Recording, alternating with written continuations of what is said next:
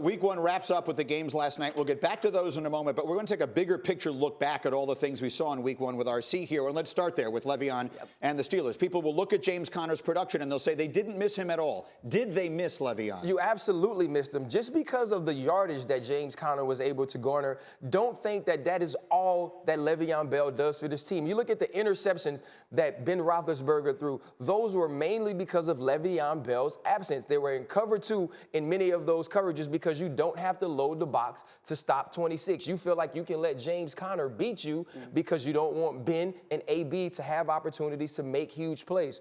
There's a sack by Myles Garrett that is a great depiction of what happens when LeVeon Bell is in there. We always know LeVeon Bell is the option route runner. He's the guy that goes for the check down. You'll see here, Kursky and Shorbert get such deep drops underneath the coverage because they're not nervous about James Conner getting out of the backfield. He chips and stays in. He doesn't get out into the route. And now you don't have opportunities for outlets for Ben Roethlisberger. And then there's another pick later on in the game where he has to throw a check down to Jesse James. We all know when Ben escapes the pocket, the first person he's looking for is 26. Those things cannot go unmentioned. Those things cannot be overlooked. And when you're Le'Veon Bell and you watch this game and you watch them tie the Cleveland Browns, you know your worth, they know your worth, and they can keep being ignorant about it, but they will not win the Super Bowl or have a chance to beat the New England Patriots without 26 in the backfield. All right, well, let's get on to Jimmy G, who's a question mark coming into the season, week one. Are we trying to give him a pass because they were taking on the Vikings?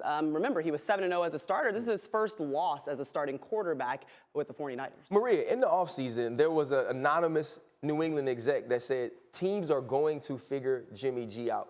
When I look at Jimmy G, I don't think he has a special talent. He doesn't have an elite arm. He's elusive, but he's not a great runner. And Kyle Shanahan did a great job last year of moving him outside the pocket, giving him very clean throws. Teams are going to figure that out. Teams are going to know your formations, your tips, and your tendencies, and now they do. Obviously, the Minnesota Vikings defense, their front, their secondary is amazing. Jimmy G threw bad balls against the Minnesota Vikings. There's been distractions in the offseason. I think this is more of what you'll see now. He won't throw 3 picks every game, but it won't be the undefeated Jimmy G, the guy who was saying when he was in New England, hey, I'm better than Tom Brady. So the scheme is what made him look as great as he was. Absolutely. Listen, the 2 things we know about Kyle Shanahan is this. When he was in Atlanta, Matt Ryan was better. When he got Jimmy G, he found ways to scheme up throws for him. He's going to have to continue to do that, but the more film that's out on Garoppolo, the more opportunities for teams to also attack him from a defensive Bear in mind, there's also a team that was awful before he got there last year, about as bad as any team in the league, including Cleveland. So it's not just him. Let's go to Deshaun Watson, because there's practically no one who's gotten more hype than he has. And it was a bit of a tough day in New England on Sunday. What did you see? Stop listening to Bill O'Brien. Don't do what he says. What do you mean? If Bill O'Brien is telling you to do something, do the opposite. That's his coach. Bill O'Brien is the head coach. He's got this perception that he's a quarterback guy. One, all his quarterbacks get hurt, whether it be at Penn State, all the guys that have played in Houston. Deshaun Watson, obviously, it was at practice. It was something different. We watched Deshaun Watson, and it's week one, and people be like, RC, you're doing too much. It's only 1 week.